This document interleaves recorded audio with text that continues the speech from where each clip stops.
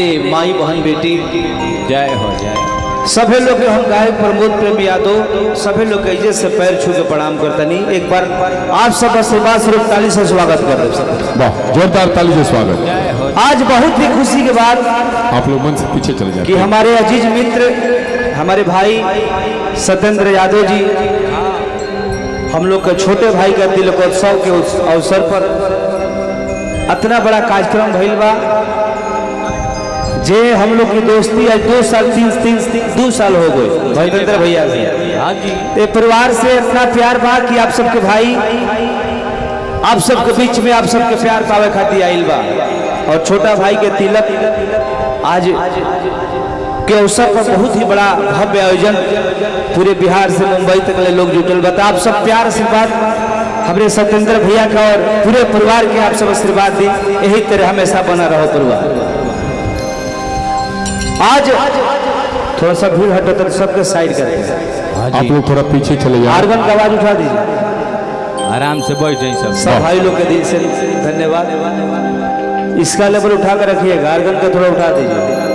आप लोग थोड़ा मन से साइड हो जाए, बैठ जाए तो अच्छा रहेगा। काफी खाली है। स्टेज के नीचे। और देखिए ऐसा बात सौभाग्य के बात में कि हम अभी लखनऊ में फिल्म शूटिंग करते रहे। हाँ जी। कामना फिल्म का शूटिंग होता माटी रंगाई खून से, जिसके डायरेक्टर सुनील त्रिपाठी जी हैं। चाहेंगे सर आप थोड़ा आगे आइए और आइए सर। सुनील सर के लिए बहुत बहुत जोरदार एक बार आप सब ताली से स्वागत करती सब। और शूटिंग हमार और 3 दिन के रह गए बाद पैकअप हुई, तो बहुत बहुत धन्यवाद सर आपसे। आपके साथ काम करके बहुत अच्छा लगा। बहुत अच्छा। ये नरमुंडा स्वामी तो चाहो कि कार्यक्रम के शुरू अब कर जाओ सत्येंद्र भैया। हाँ जी। आइए कुर्सी थाली सब है। फोटो लेके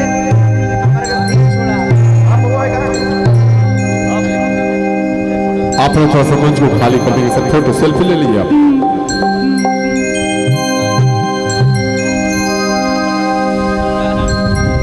चलिए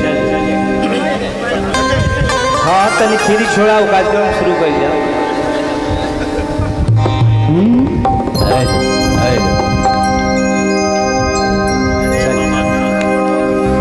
हजोरी बनल रहो दुल्हा दुल्हीन के, समधि समधि थैंक यू। देखिए आज ये अपना घर में कार्यक्रम हम करत हैं, तो कोनो प्रकार के त्रुटि हुई आप सब छोट भाई समझ के आप सब क्षमा करब। और सत्येंद्र यादव के प्यार ये पूरे हमारे पहलवान जी के प्यार आशीर्वाद और पूरे दोस्त मित्र जो भी लोग बा सभी लोग के तो लगी रही हमारा अभिनंदन रहे। जय जय। हम चाहते कि आप लोग थोड़ा सा और तनी गावे दिया। हाँ, एक बाद हम लोग बैठब जाए जब सेल्फी की दुकान चली गावे के तनी शांति सबको तनी कार्यक्रम शुरू कर दियो कर बाद आप लोग थोड़ा सा पीछे बढ़ जाए।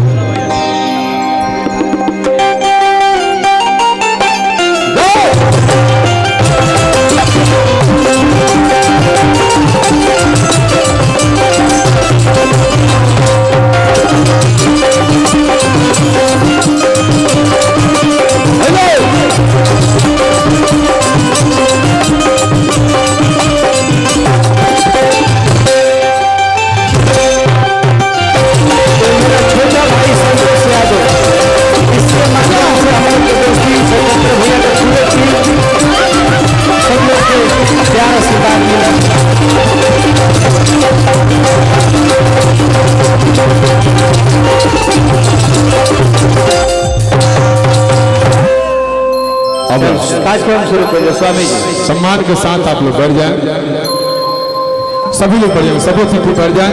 काफी मात्रा में कुर्सियां खाली पड़ी हैं जी, आप सबको बैठने का इंतजार कर रहे हैं। और साउंड इंजीनियर महोदय आगे देखिए, मैं आगे हूँ,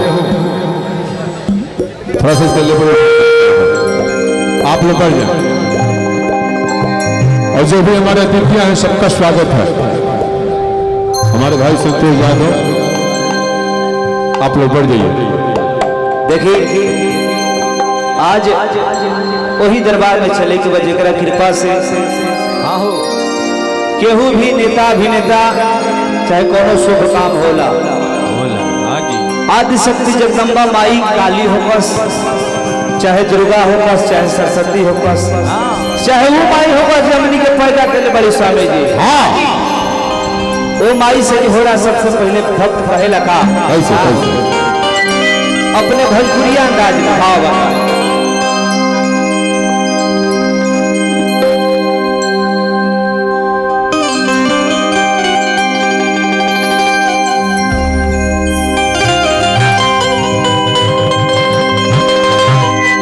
जय हो माई जय हो।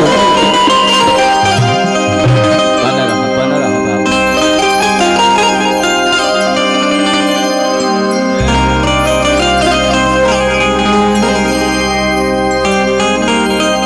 और हमें सोनू शर्मा की टीम भी लागल बा। स्वागत अभिनंदन बा सोनू भाई, आपको बहुत बहुत धन्यवाद। आप अपने भाई को बहुत प्यार आशीर्वाद दें। लव हाँ यू। जी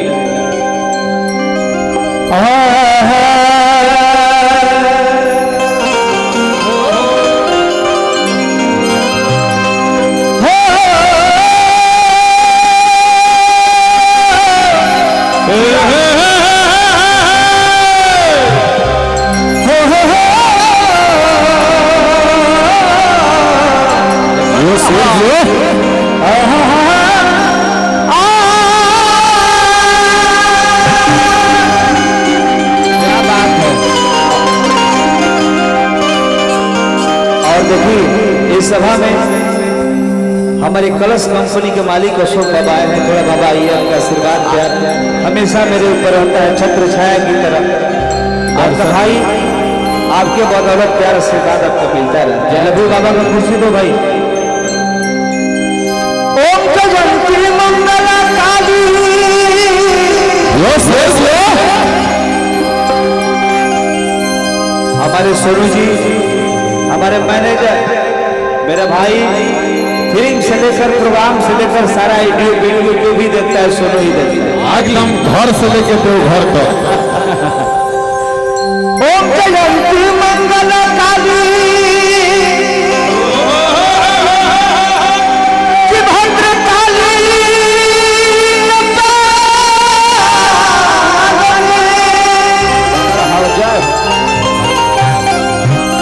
हर दुर्गे क्षमा शिवा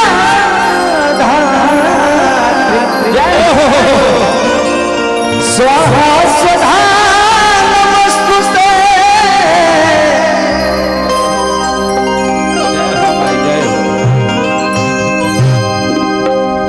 भक्त माई से स्वामी जी कैसे कैसे बड़ा प्यार से देखिए, कोनो भी महतारी से लेके अपन घोड़ा करेला कहेला का कैसे क्या कहना किया सिलवा के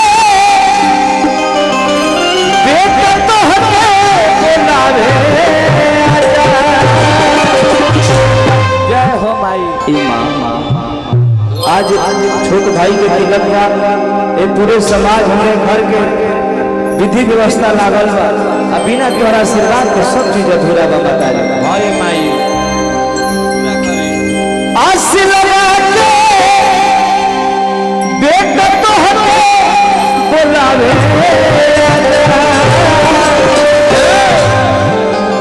कि आज सब लोग की माई सवरे आजा। बोल दी सरवाली मैया की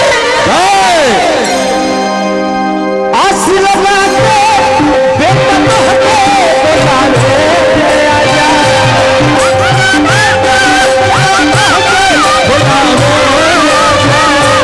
आशीर्वाद के बेटा तो हटे बोलावे आजा।